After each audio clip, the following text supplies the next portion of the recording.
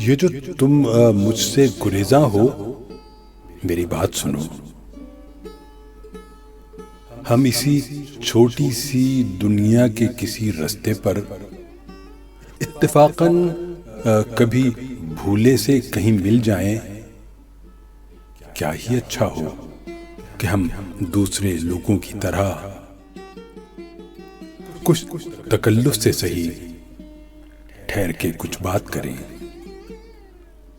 और इस अरसे अखलाक व मुरव्वत में कभी एक पल के लिए वो सात नाजुक आ जाए, नाखुने लफ्ज किसी याद के जख्मों को छुए,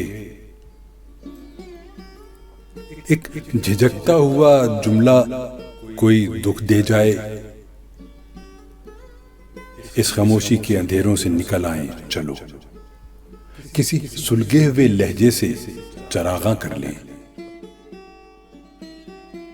चुन ले फूलों की तरह हम भी बताए अल्फाज, अपने उजड़े हुए दामन को गुलिस्तां कर लें।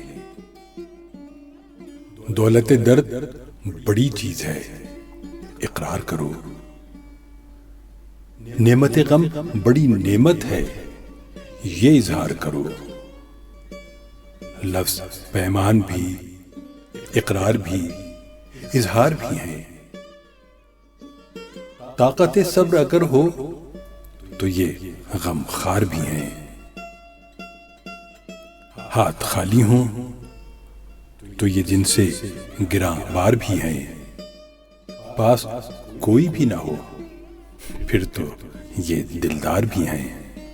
है ये जो तुम मुझसे गुरेज़ा हो, मेरी बात सुनो।